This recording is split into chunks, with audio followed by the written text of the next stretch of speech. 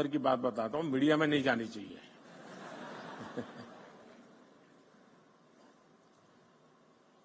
मैंने सरकार में एक बार कहा आकर के, नया नया यहां आया था दिल्ली, यहां का कल्चर का ज्यादा पता नहीं था मुझे, मैं बाहर का व्यक्ति था। तो मैंने सरकार से कहा, मैंने कहा ऐसा करो भाई, तुम्हारे यहाँ ऐसे प्रॉब्लम डिपार्टमेंट में जो लंबे समय से अटके पड़े हैं, लटके पड़े हैं, तुम लोग कोशिश कर रहे हो लेकिन सॉल्यूशन नहीं आ रहा है, ऐसे आइडेंटिफाई करो और मैं देश के नौजवानों को एक प्रॉब्लम दूंगा, उनको कहूंगा हैकेथॉन करो और इसका मुझे सॉल्यूशन दो।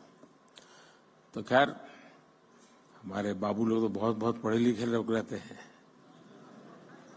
तो साहब उसको कोई जरूरत नहीं, हमारा 20-20 साल का अनुभव है। अरे मैंने कहा यार भाई क्या जाता है। शुरू में मुझे बहुत रेजिस्टेंस था, क्योंकि कोई मानने को तैयार नहीं था कि हमारे यहाँ कुछ अटका हुआ है, हमारे यहाँ कुछ लटका हुआ है, हमारे यहाँ रुका हुआ, कोई कहे हमारे सब नहीं साहब सब बहुत बढ़िया चल रहा है। अरे मैंने कहा भाई बढ़िया चल रहा है तो भी तो दो, वैल्यू एडिशन होगा। अच्छा नहीं होगा तो वो देखेगा कि क्या बढ़िया है, जाने दो ना बाहर।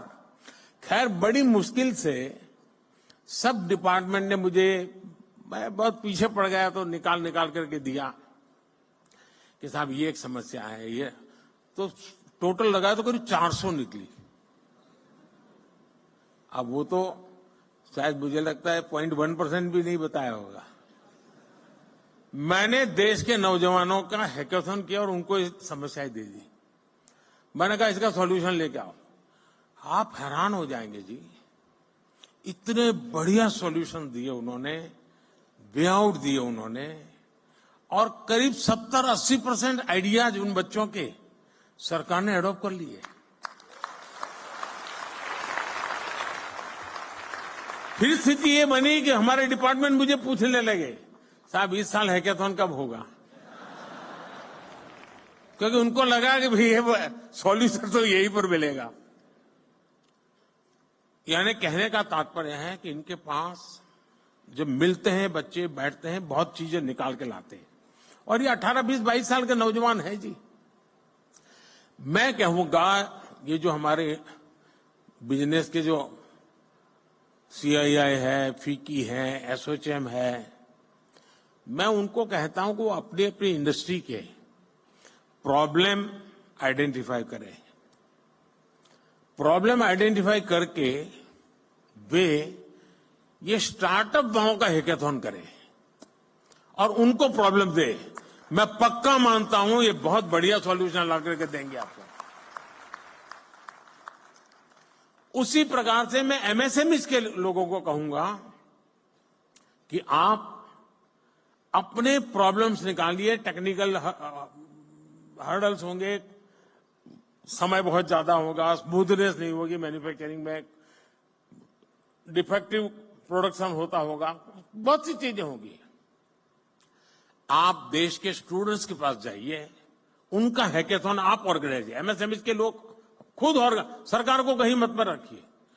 हम ये 2 एरिया में अगर मेहनत शुरू करें तो देश की यंग टैलेंट हमें बहुत सारी समस्याओं का समाधान देंगे और हमारी यंग टैलेंट को इसमें से आइडिया मिलेगा कि हाँ ये भी क्षेत्र है जहां मैं काम कर सकता हूं।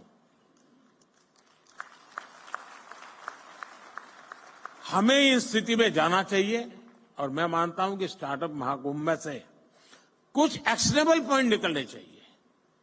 उन एक्शनेबल पॉइंट्स को लेकर के हम आगे चले। और मैं आपको वादा करता हूं, अब ये 1.5-2 महीने में जरा और काम में व्यस्त हूं, लेकिन इसके बाद मैं आपके लिए अवेलेबल हूं।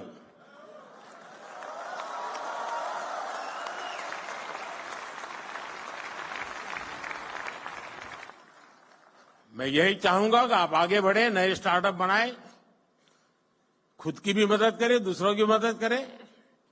आप इनोवेशन जारी रखें, इनोवेटर्स को अपना सहयोग जारी रखें। आपके एस्पिरेशंस ही भारत के एस्पिरेशंस है। भारत को 11वें नंबर से 5वें नंबर की इकोनॉमी बना दिया और इसमें बहुत बड़ी भूमिका मेरे देश के नौजवानों की है, आपकी है।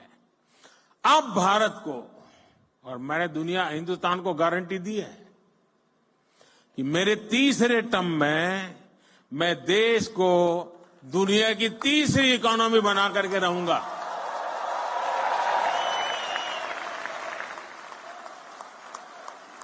और ये जंप जो है उसमें स्टार्टअप की बहुत बड़ी भूमिका होगी, मैं देख सकता हूं जी।